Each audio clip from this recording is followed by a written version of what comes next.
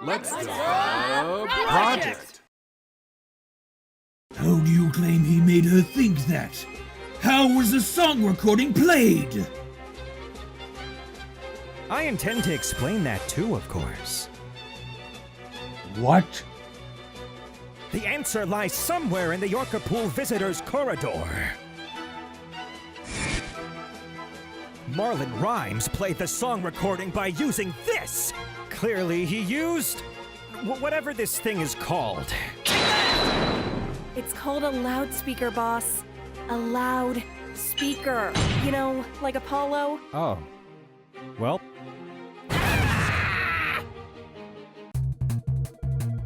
I think I have just the piece of evidence. No, not that one. Not that one! Objection! God, not that one! That was the incorrect piece of evidence. Not what I meant at all. No. Objection! Not that one again. It's obvious what was going on. Just present the crime scene information. Yes, that... No. Go back. Go back now. Yes, good. Objection!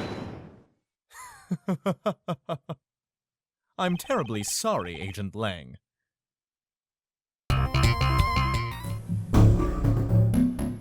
Court will now hear the testimony of Aura Shipley.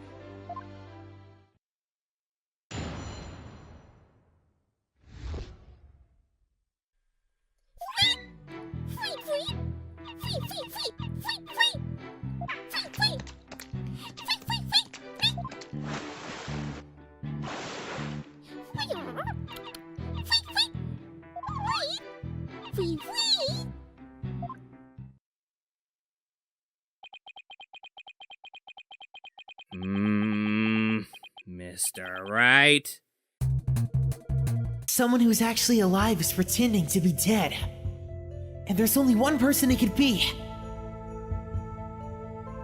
I don't get it. Why didn't I see this sooner? Of course, it can only be...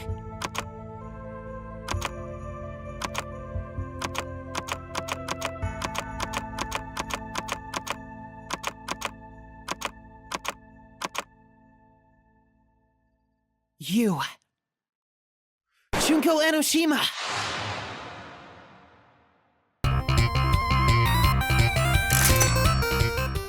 Maybe we'll luck out and the armed forces thing means some sort of tactical game? I'm pretty good at Fire Emblem. Maybe we'll luck out and the armed forces thing means some sort of tactical game? I'm pretty good at Fire Emblem.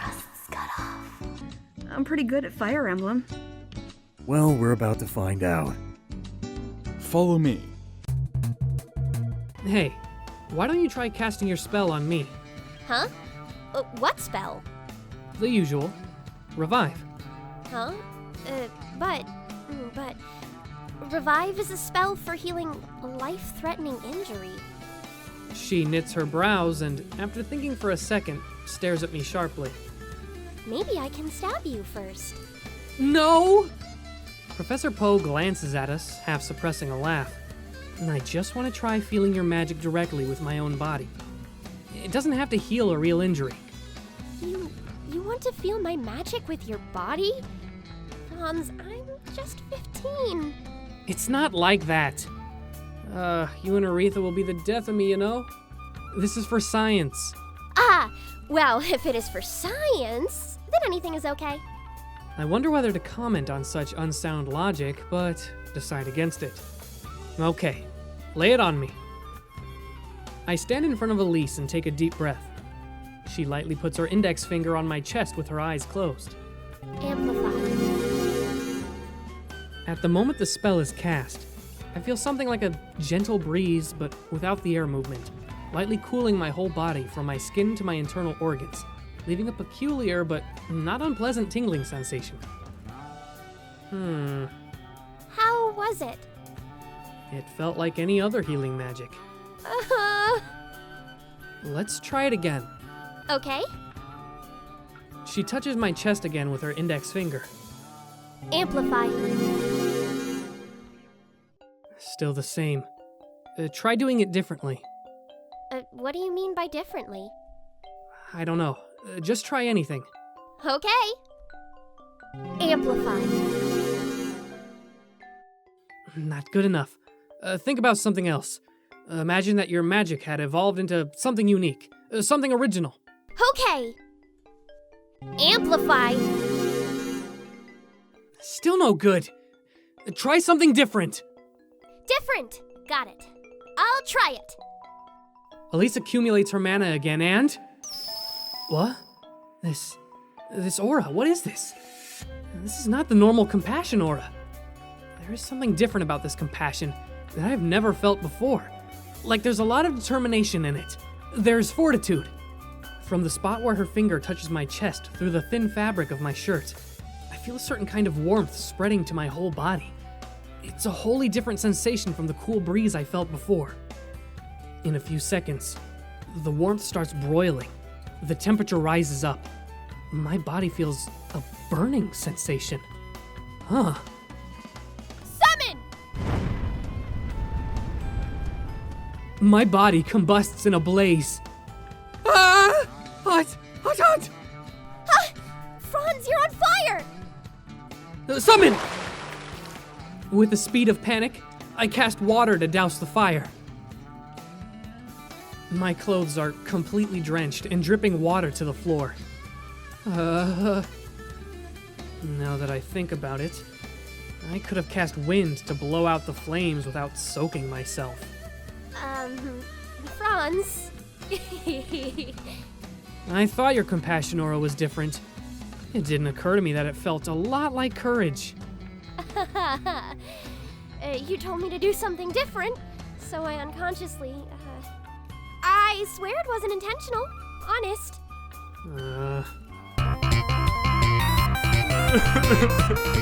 9 is not the right number of lights. In reality, there should actually be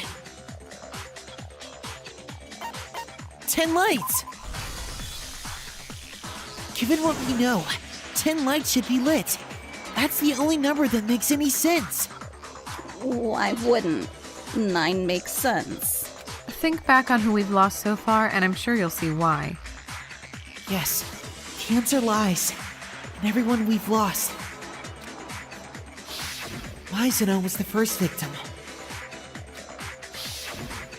Enoshima was the second victim. Kuwata was the third. And Fujisaki was the fourth victim. The fifth was Owada. And the sixth and seventh victims were Ishimaru and Yamada. The eighth victim was Celeste. The ninth was Ogami. And the 10th victim was Mukuro Ikusaba. Wait, there are 10 in all. Exactly. Given what we know, there should be a total of 10 victims. However, there were only 9 bodies being stored in the biolab. One of the bodies disappeared? I've got it! The puppet master disposed one of the bodies to get rid of the evidence! If he were going to do that, he would have gotten rid of the body connected to this case, Mukuro Ikusaba's. But her corpse was still there. So, whose body is missing? Actually, there isn't a missing body at all. If nothing's missing, then why don't the numbers match up? Including Monokuma's executions, 10 murders have taken place. However, there were only 9 victims. That's why. That doesn't make any sense! How could there be less victims than people who were killed? 10 murders took place, but only 9 people fell victim. Why? What could have caused that to happen? That's it. What if the same person was murdered twice? Figures. She slipped you her number. She, the other girl, and that one guy. I wonder if I should be worried. Don't worry. I shall remain ever faithful to you if that is what you desire. I'm going back to the arena to get ready for my task. Hey, Count. I think you just screwed up. I hadn't even gone very far when I heard hurried footsteps behind me. Miss Archer, wait! I ignored him and quickened my stride. It still didn't take him long to catch up. Curse his long legs. Miss Archer, what is this about? Nothing. I just want to get ready for the next round. You're lying.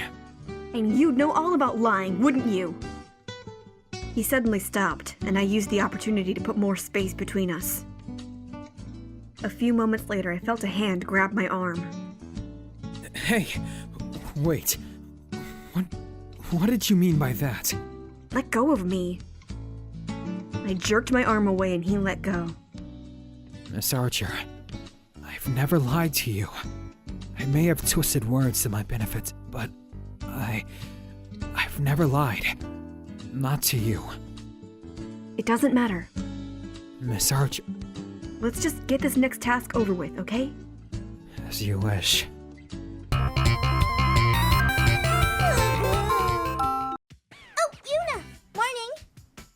Whoa, what a cheerful voice. So much cheer I barely remember what I was thinking about. Morning, Anno. Morning! I raised my head to find Anno posing with a thumb up in front of me. Did you just get here? Or not? You're not holding your bag. Did you forget it today? Of course not. I wouldn't do something that stupid. If anyone could, it would be you.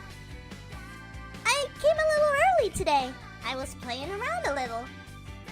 I see that. Something is a little odd about you today, Anno. What's with all the energy? It's the climax! Guess what? I didn't sleep last night! You didn't. I stayed up all night playing games and watching DVDs! Seriously? What are you doing? Enjoying life! It was so satisfying! Huh? That was a pun in satisfying sci-fi, by the way. Yikes, this doesn't look good. As a result, today I haven't forgotten anything yet. Are you sure? Probably. I'm just gonna get tired going along with this. Instead of talking to Anno, I should figure this out. And I ran into the broadcasting club party on the train again. Oh, yeah? Huh? The broadcasting club? Those three? Yes. I quite enjoyed conversing with Nana, though our levels of energy were completely incompatible. I bet. Wait, more importantly, the broadcasting club... And here I remember something forgotten. I forgot to give Nana the DVD I said I'd lend her. I applied the 30-minute rule. I'm gonna go give it to her. If I leave now, I'll make it, surely. She's meeting Miyama-san? To give her a DVD? Well, wait a minute, Anno. And don't call me Shirley. Nah, that's a bit too old. Huh? What is it, Yuna? Should I give that to Miyama-san for you? Oh, you? Why? What if she's not there if you go now? She's probably got places she goes on breaks, and to beat lunch and stuff. But I know where she'll be after school. So I could hold on to it until then. After all this, I realized, what the heck am I saying? I'm completely incoherent. It sounds like I'm trying to steal Anno's DVD from her or something. I push open the heavy door to the chapel and go inside, where it is dark and eerily silent. I get the strange feeling that this place is completely cut off from the rest of the world. There's no one in the pews. As I get used to the dim light, a flash of colors hurts my eyes. Those two women, they don't act like sisters, and why are they here anyway?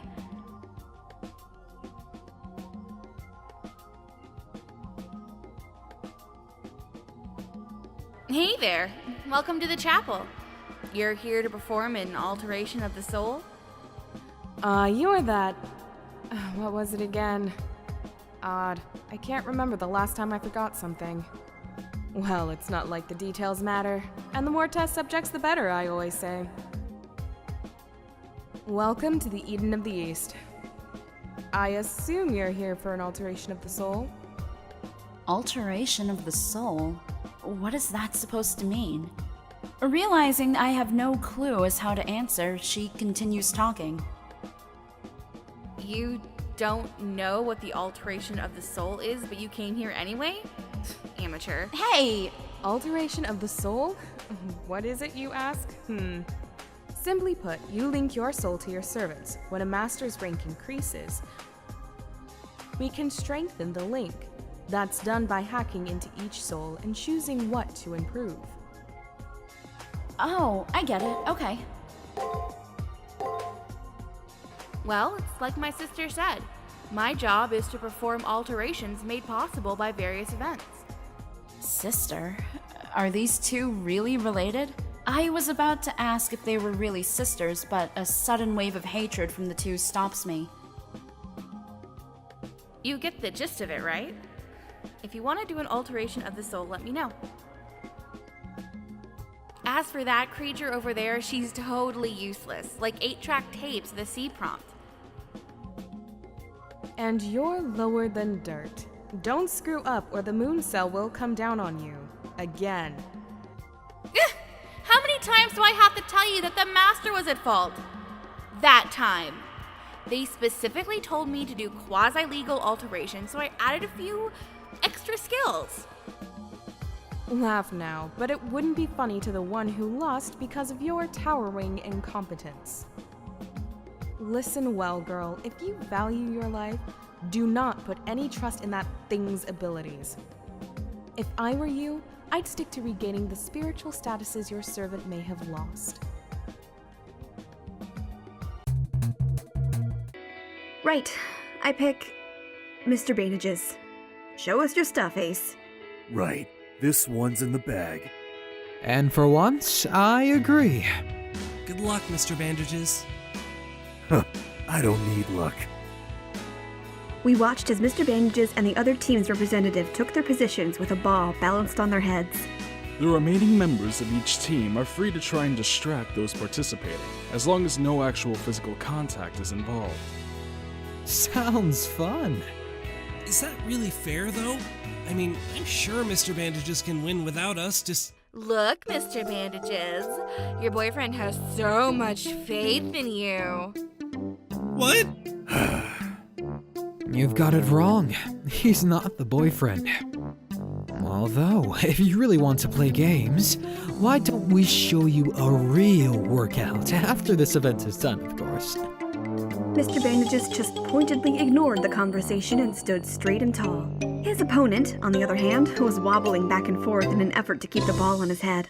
One of the other team's members turned to me with a leer on his face. Hey, cutie. How about you and I have some fun later? Sorry, but I'll pass. Oh, I see how it is. You're playing all three of them at once, aren't you? Still, why don't you ditch these losers and let a real man... Keep talking, and I'll rip your balls off and shove them down your throat. I turned when I heard the thump of one of the balls hitting the ground. The other team's representative was cringing and had his hands in front of his crotch protectively. The winner of this game is team number 7. Congratulations, team number 7. You received 2 points.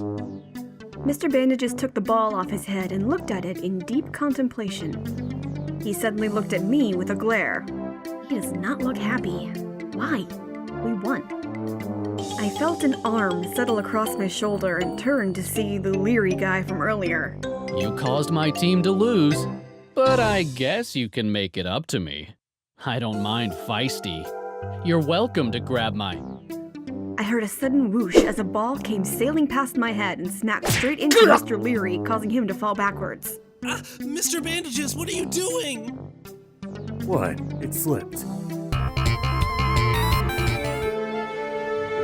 I don't particularly enjoy hearing her ramble on.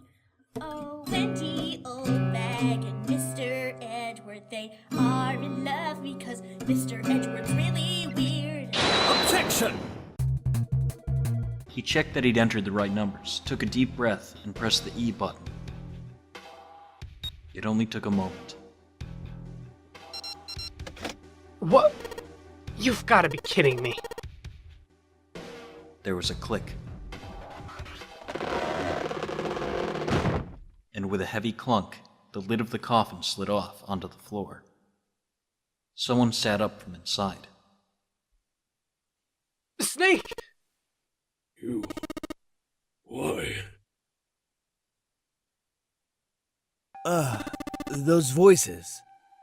Junpei and Seven, unless I'm mistaken. Where are the others? Are they elsewhere? Of course, there was no reason Snake would have known anything about where anyone else would be. Junpei and Seven looked at one another. There was a great deal he needed to know, but...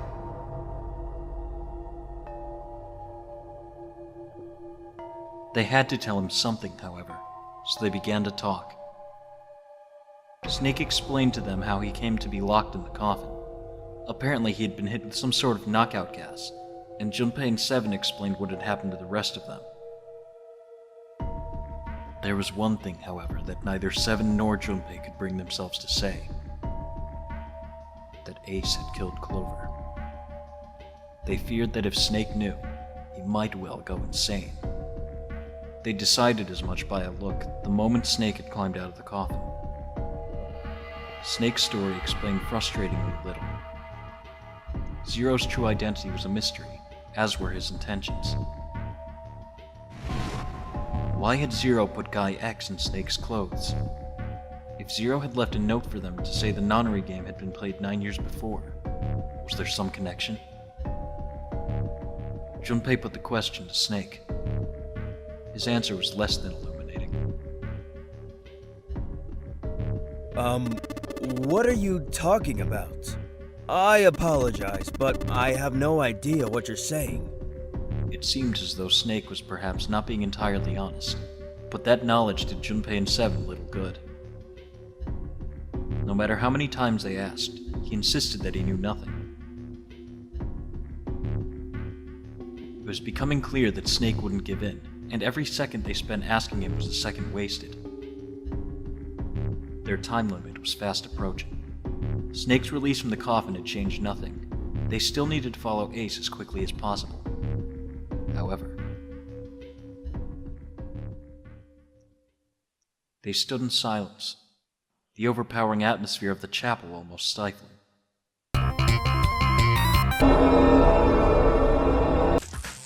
Albert. Did you think the climax would really be the end? Well, you're wrong. We're just getting started.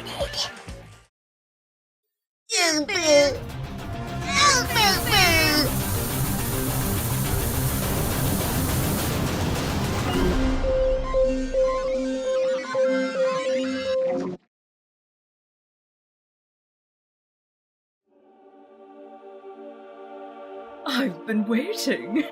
Oh, yes, I've been waiting. Waiting to find mortals like you. Submit yourselves to me, and half the world is yours.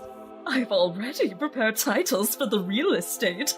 I'll even throw in fame, fortune, and a home-cooked meal. What do you say? Do you submit? Were you serious about that? I'm sorry. That was a joke. It's been so long since I've been out in public that I've forgotten what type of character I was. This is the Puppet Master? This is the real Junko Enoshima. In any case, I'm finally free. Day after day and week after week, constantly playing Monokuma. For someone as hopelessly fickle as me, that's worse than self-flagellation. It's suicide. Oh, hi, Shinji. What's up? The coward shows himself. You must be getting really desperate if you're searching for it in a place like this. Anyway, too bad for you. Came all this way just for me to take that book away from you. So, you finally slithered onto the stage, you lowly bit player. Praetor, I want you to bear witness as to what obtaining information in the Holy Grail War truly means. Like hell you're taking this book back. It won't be so easy this time. Ready for more, sweetheart? Second verse, same as the first. Look this! Yeah, fuck her up! Ready the bombardment! What? You're sleeping in the deep tonight. I can block that. Were those cannons? Saber, heal up. Thank you, Master. Bang bang! Shoot from the hip! Just a breath. Back in! Here, take this. This bitch sure loves to heal. Executing function. Are you helping? What a shot. Hey, what did you just do? Take this! Try to block this! I can see you growing weaker. Bang bang! Keep a close eye on her guard. Once it's down, then you can strike. Kiss the dirt.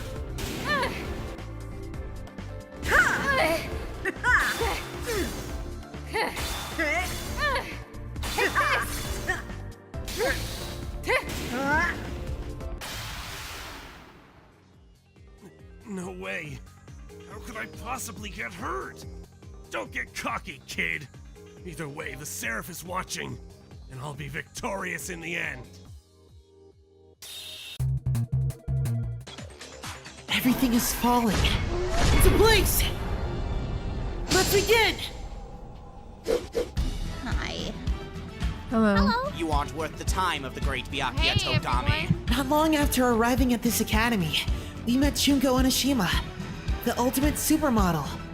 But she wasn't the real Junko Onishima.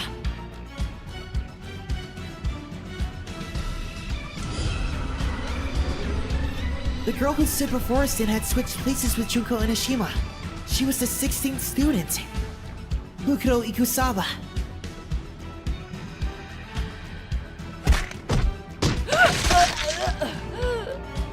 However, it wasn't long before she was murdered by Monokuma, aka the Puppet Master, as Junko Onishima.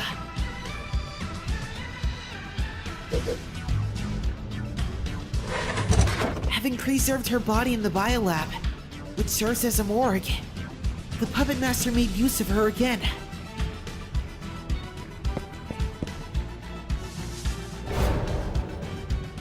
She removed her body from the biolab, wrapped it in a vinyl sheet, and carried it to the garden. Also, she could get rid of Kirigiri by sending her up to take the fall for Mukuro Ikusaba's staged murder. To make it appear as though Mukuro Ikusaba was still alive, and secretly moving about the school.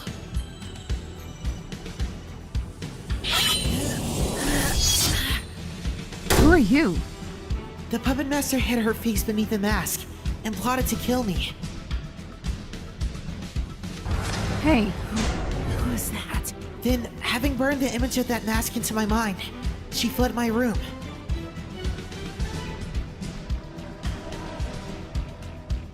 And put the mask on Mukuro Ikusaba's body.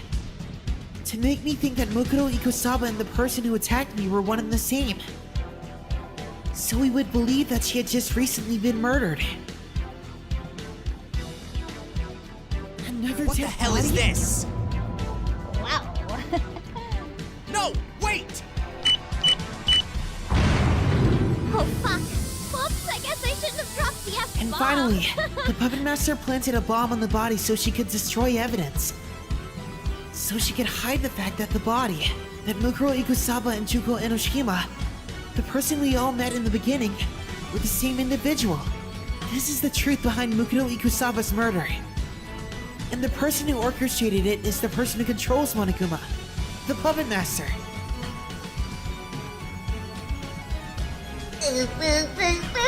And that's the truth! And the real Junko Enoshima!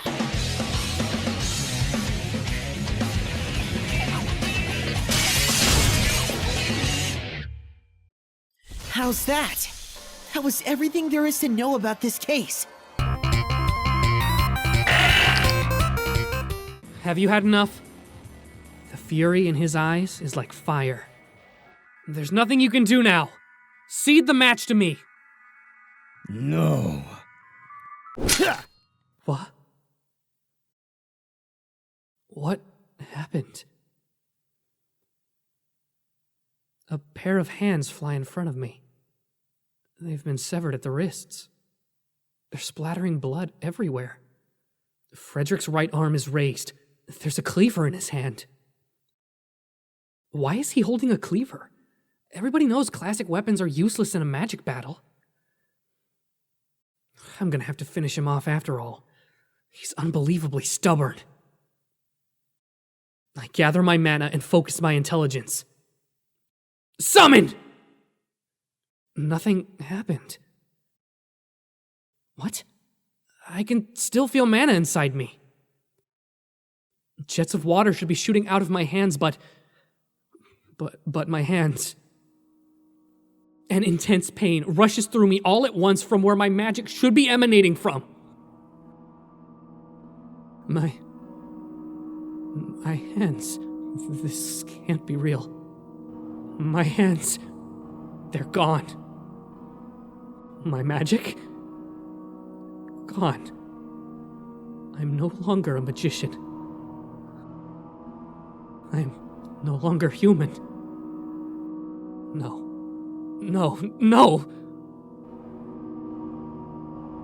The hands hit to the ground, seeping blood. They make a small sound. Too small. I stagger back, hardly comprehending the situation. Elise and Aretha run to me.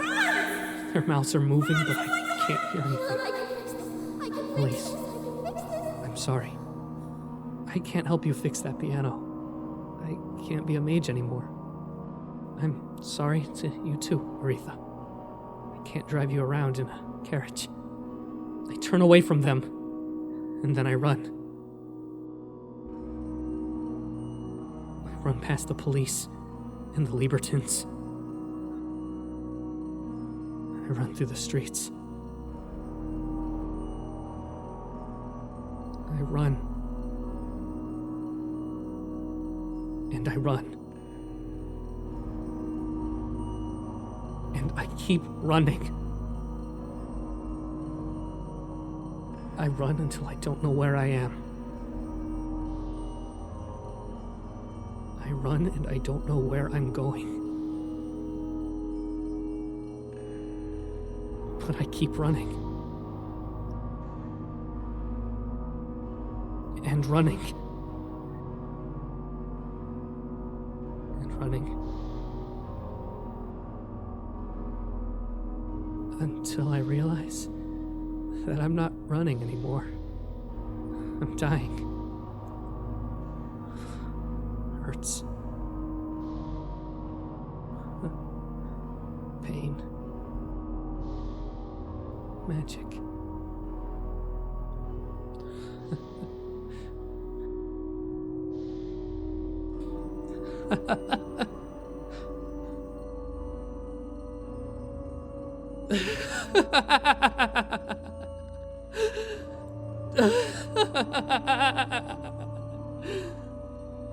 So much for being top student. No magic. What a joke.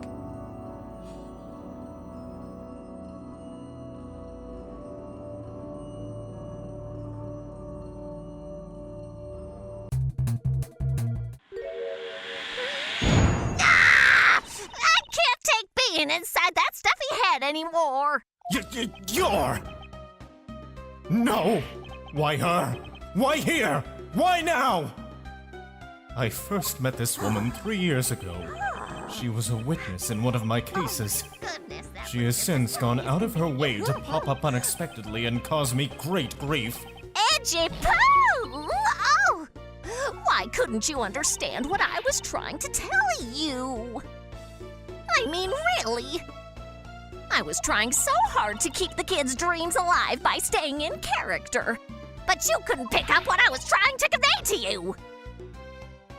I'm sick and tired of that roundabout way of talking, so I'm just going to be direct. I had a bad feeling before, but this just made it official.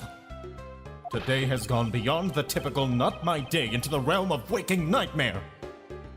So, you're friend of Mr. Edgeworth's too, Miss Pink Badger? She is not my friend. You could say that, but right now I'm just the Pink Badger, dearie. She may look the part, but I know better than to trust my eyes around this woman. My name is Wendy Oldbag, but you can call me Wendy or Granny or whatever suits your fancy. Oh, she's so nice! Nice to meet you, Miss Oldbag. I'm Kay Faraday. What do I care about a young whippersnapper like you? Yeesh! I was just trying to be polite. Alright, I take it back. She's the spawn of Satan.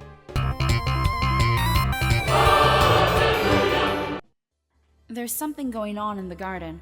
When I go to look, I see Shinji causing trouble again. It appears that Shinji is being thrown out of the chapel after angering that old man. A chapel is for quiet reflection. I do not know who your god is, but you should know that much. Sorry, my bad. I'm an atheist. Swear to God. I've always believed that the Japanese were polite. I guess I was misled. Leave this place at once. The gates of heaven will remain closed to the unbeliever. It appears that in your haste to learn how to fight, you forgot to learn dignity and respect. I really hate old geezers like you, always talking down on me. When it comes time to fight, you can bet your ass I'll be teaching you a thing or two. Who was that old man? They claim this kingdom is a constitutional monarchy. But the very same constitution that protects the bourgeoisie's ownership of mana also gives them absolute power to rule over us, the labor. They are kings, and we are slaves. And who is the king of the slave owners? Joff Godwin! Yes, Joff Godwin. He owns Magical Mechanical, and by extension, he owns most of the people in this town. For what he lacks in raw wealth over the king, he more than makes up for in raw power. Overture is the most technologically advanced city in the world. We have knowledge, and knowledge is power. But the elites like Godwin won't hand over their power willingly. It is up to Libertad, to us, to reclaim this country. We will build a new stateless and classless society where everyone is equal. Overture is divided because some people have mana and some do not. But we have the resources to give everyone mana potions. We will make a new society, a better one. One in which everyone will be a magician of equal standing. Mages and wizards will be a thing of the past. Empty ranks. We will give everyone access to mana. When every magician has mana, we will be judged on how much we contribute to society, not by what social class we were born into. That is just. That is equality. And a just social system can only be governed by a just government. A government of, by, and for people. That is our revolution, Gasung. It's the same one that we will bring to your homeland once we're successful here. The people's revolution will succeed. Libertad is the people. I have faith in the revolution and the courage to fight for our liberty. For a while, they're all silent. So will you lend me your power, men? Will you lay down your lives for the revolution? Of course, Hendrix. I am intelligent enough to know that this is a righteous cause. My compassion lies with the proletariat. My power lies with the people. We will support you, Hendrix. For our liberty! For liberty! For liberty! For liberty! For liberty!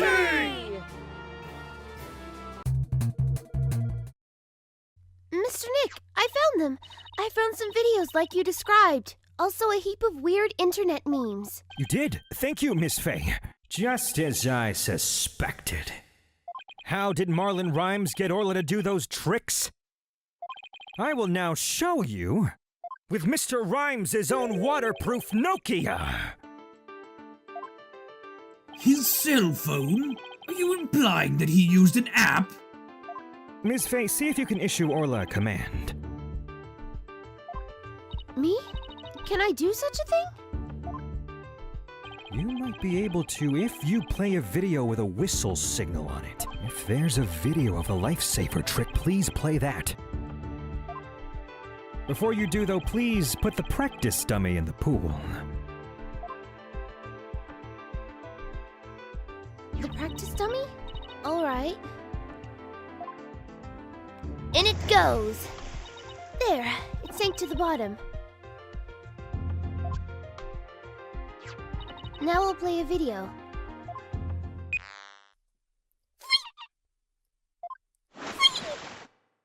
Orla is diving down, heading straight for the dummy.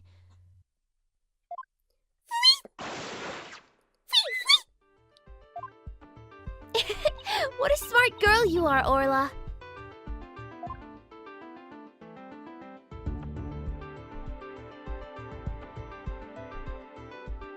The lifesaver trick was a complete success, Mr. Nick. Thank you, Miss Ace Detective. You were a big help. Now I have proof! Unbelievable. You actually pulled it off. That was the lifesaver trick we saw yesterday. Is Miss Faye an orca trainer now? Nope, not precisely, Your Honor. I'll explain after we try one more trick. Now let's see if we can command Orla to do the singing trick. Miss Faye, if there's a video of the singing trick, please play that. Certainly. Let's see. Is it this video?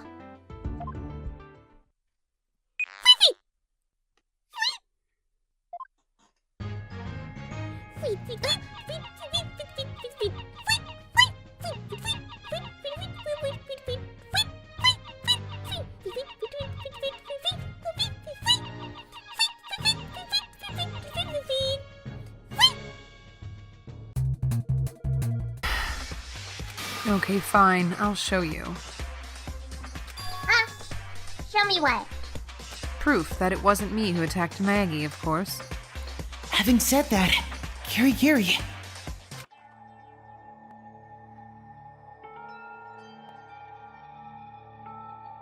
Removed her glove. Your hand! My heart skipped a beat. Her hand was covered in burn scars. Grotesque burns, aren't they? I got these burns when I was still an amateur, when I had just started work as a detective. Those are the marks. You didn't want others to see? If it means helping unveil the Puppet Master's identity, I don't particularly mind. Having said that, she clenched her teeth and slid her hand back into the glove.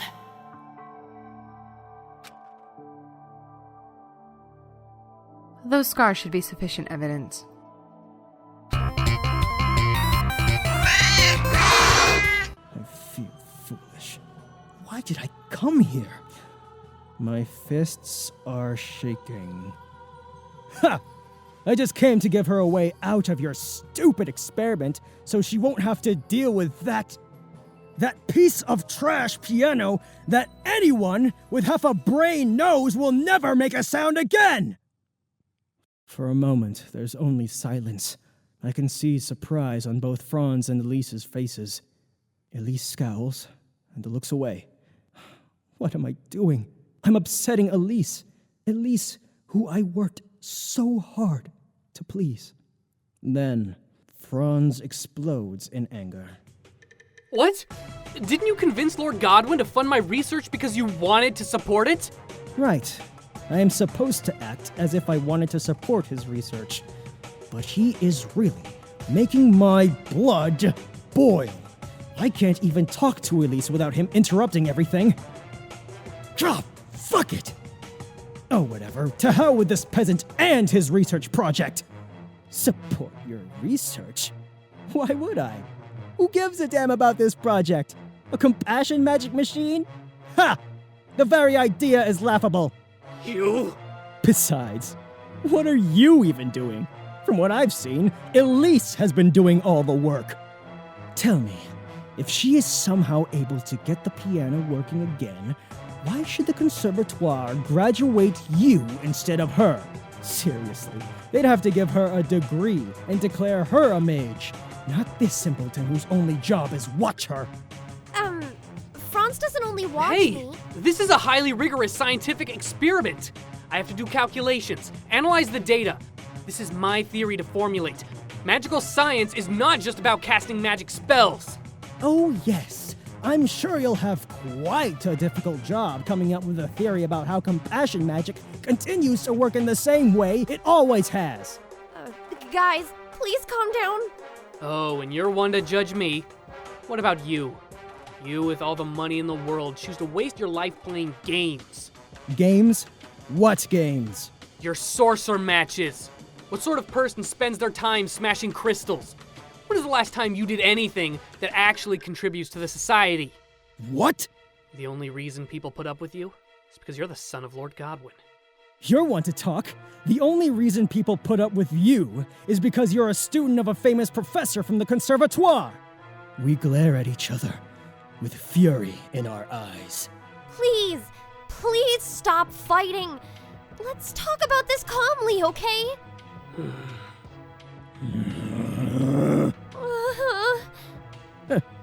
You think sorcerer is just a game? Why don't I show you my magic? You think you're so great because you get A's in your magical science classes, right?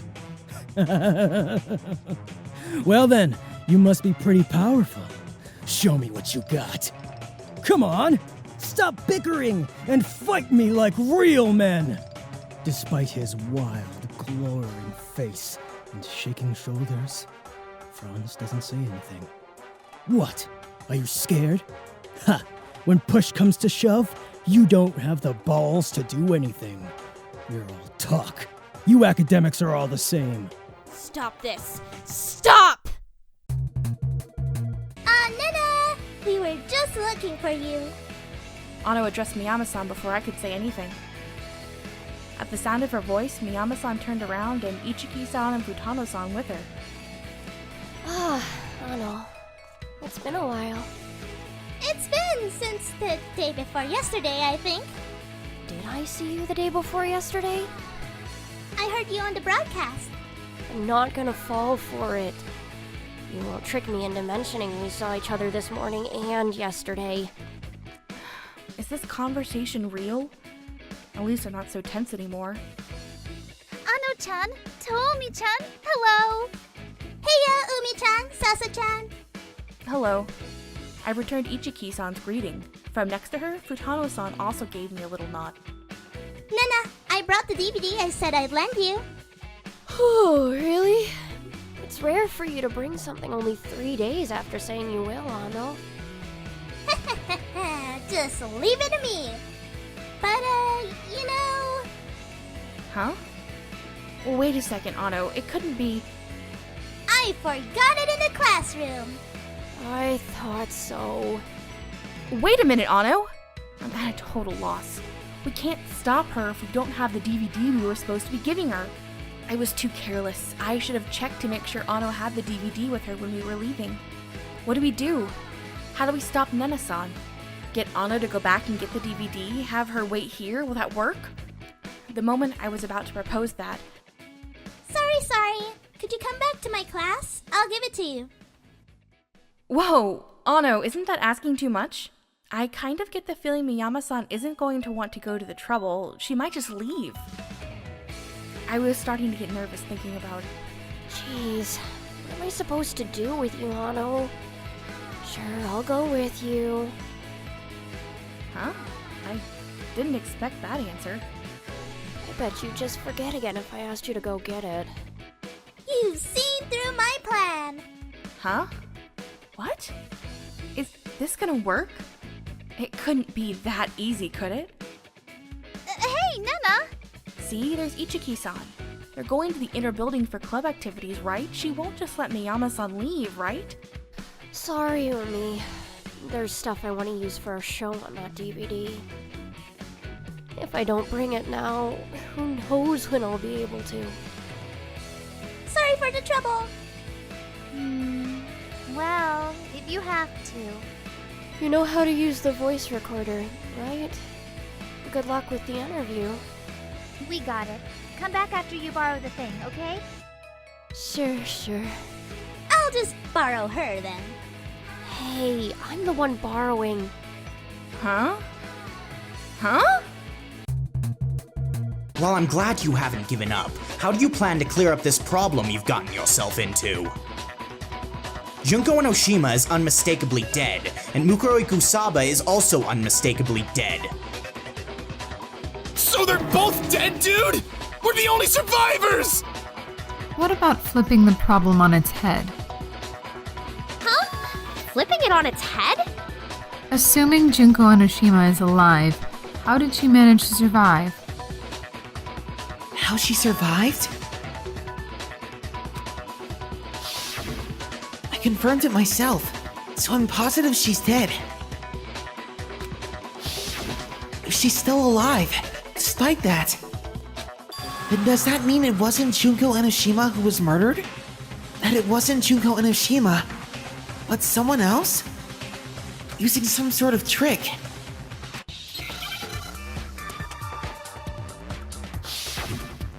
Let's do this. W, T, H. Love spelling out these words.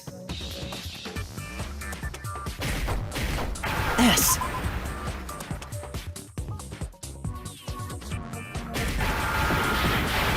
I. C. Switch! She switched the bodies! I've got it! What if Junko Enoshima switched places with someone? Switched places?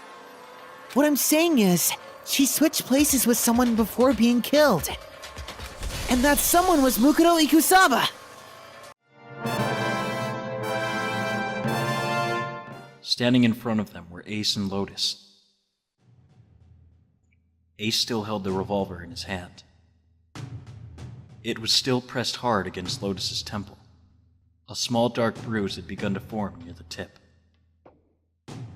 Even from several yards away, Junpei could see that Lotus was shaking. She was terrified. But perhaps more interesting was what Junpei saw behind them. 9. Another number 9 door.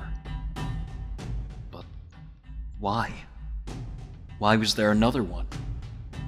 The door stopped Junpei in his tracks. It simply shouldn't have been there.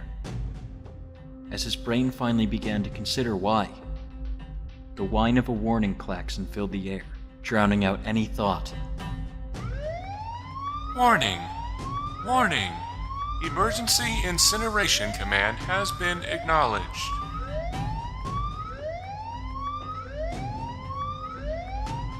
Automatic incineration will take place in 9 minutes. Please evacuate the incinerator immediately. Oh my. How exciting! You've run quite a show here, Zero. A terrifying smile twisted Ace's face. What's the matter? Too frightened to understand? Here, let me explain. It's said that the incineration system is about to activate. In 9 minutes, this room will be engulfed in flame. Huh? Who are you? You don't recognize me? I'm hurt. It's me, Snake. Snake? Ah, yes. You are alive. I'm afraid your bizarre style had me confused. I'm quite glad to see you're alive. Ace's voice didn't change. Snake ground his teeth. If you don't mind my asking, how did you get here? Snake, Junpei, 7? The three of you couldn't have opened the door with a 9. Did you use Clover's bracelet, perhaps?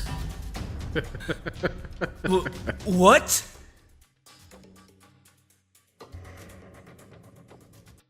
Ah. Well, your reaction suggests that you did not. Hold on. Why did you think we'd have Clover's bracelet? Junpei felt his chest tighten. Oh. They haven't told you? Told me what? Clearly not. Normally I would take some time and enjoy the moment. But I'm afraid my time is at a premium just now. I'll have to make this quick. Clover? Don't do it, Ace! Keep your goddamn mouth shut! Clover? I said stop it! Don't listen to him, Snake! Junpei could feel his voice going hoarse, but Snake didn't listen to him. What happened to Clover? Ace looked at him. The corner of his mouth curled into the hook of a cruel smile. Clover died.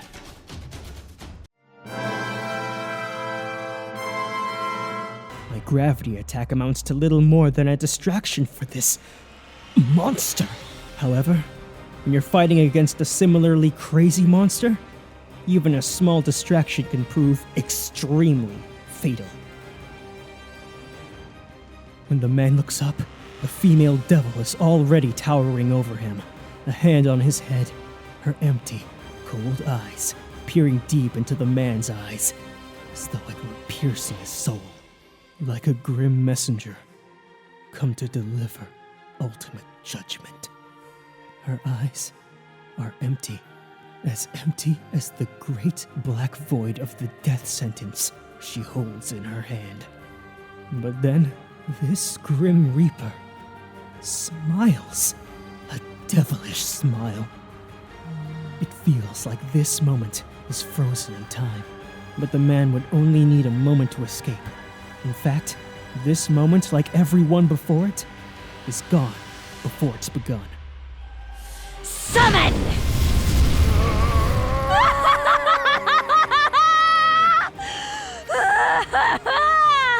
At that distance, it is impossible to avoid the attack, no matter how good a magician the beastly man is.